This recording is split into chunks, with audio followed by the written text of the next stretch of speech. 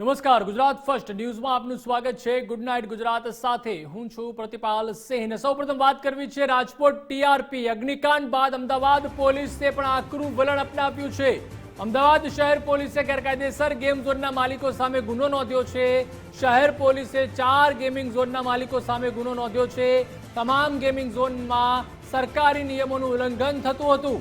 કોર્પોરેશનના રિપોર્ટમાં ક્ષતિ આવતા અમદાવાદ પોલીસે ગુનો નોંધ્યો છે, જેમાં સોલા પોલીસે 2, નિકોલ પોલીસે 1 અને આનંદનગર પોલીસે પણ 1 ગુનો નોંધ્યો છે। ગોતામાં 2 ગેમિંગ ઝોન, નિકોલ પ્લેટિનિયમ પ્લાઝામાં 1 gaming zone, Anandnagar Jodhpur road પાસે આવેલા 1 ગેમિંગ ઝોનનો તેમાં સમાવેશ થાય છે।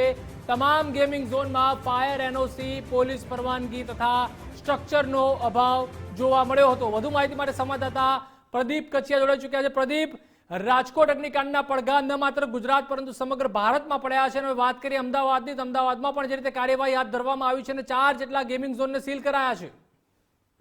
બિલકુલ પ્રતિપાલજી, અમદાવાદ પોલીસ જે છે તે રહીને હવે જાગી રહી હોય તેવું લાગી રહ્યું છે। રાજકોટની અંદર અગ્નિકાંડ બન્યા બાદ અમદાવાદ પોલીસ તપાસ કરી રહી હતી। તપાસની અંદર સરકાર દ્વારા અમદાવાદ શહેરની અંદર 3 કમિટીઓ જે છે તે કોર્પોરેશન અને ફાયરની વિભાગની ટીમની સાથે રાખીને બનાવવામાં આવી હતી। 3 કમિટીના રિપોર્ટ જે છે તે આજે સરકારને સોંપવામાં આવ્યો છે। સરકારને રિપોર્ટ સોંપ્યા બાદ મોડી રાત્રે જે છે તમામ જે ગેમિંગ ઝોન તેની અંદર ક્ષતિઓ સામે આવી હતી તેની સામે ફરિયાદ નોંધવામાં આવી છે। આજે તમામ ગેમિંગ ઝોનની સામે જે ફરિયાદ નોંધવામાં આવી છે માલિકો સામે, જેમાં અમદાવાદના સિનેમા હોલ પાસે આવેલા ગેમિંગ ઝોન, નિકોલમાં ફન કેમ્પલ, ગોતાના ફન ગ્રીટોના માલિકો જે છે તેમની સામે ગુનો નોંધવામાં આવ્યો છે। ગુનો નોંધવામાં આવ્યો છે તેમાં ફાયર એનઓસી પણ ન હતી, પોલીસ પરવાનો પણ ન હતો, સ્ટ્રક્ચર, ઇલેક્ટ્રિક સિસ્ટમ સહિતની જે સમસ્યાઓ હતી કે જેમાં ક્ષતિઓ જણાઈ હતી કે જેને લઈને આ ગુનો નોંધવામાં આવ્યો છે। સાથે ફાયર અને પોલીસની એનઓસીનો પરવાનો તો ન હતો, પરંતુ છેલ્લા કેટલાક સમયથી ચાલતો હતો।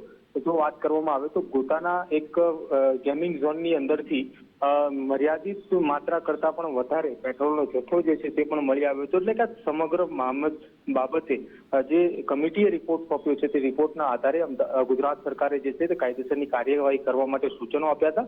જો કે આજે સવારે ગુજરાત ફર્સ્ટની ટીમ દ્વારા અમદાવાદ પોલીસ કમિશનર સાથે જે વાતચીત કરી હતી તે દરમિયાન કમિશનરે પણ જણાવ્યું હતું કે જો કોઈ પણ ક્ષતિ જણાશે અને સરકારને આ કમિટી દ્વારા રિપોર્ટ આપવામાં આવશે ત્યારે સરકાર જે પ્રકારની સૂચના આપશે તે પ્રકારની કાર્યવાહી કરશું કે જે અંતર્ગત આ 4 ગેમિંગ ઝોનના માલિકો સામે ગુનો નોંધીને કાયદેસરની કાર્યવાહી જે છે તે હાથ ધરી છે।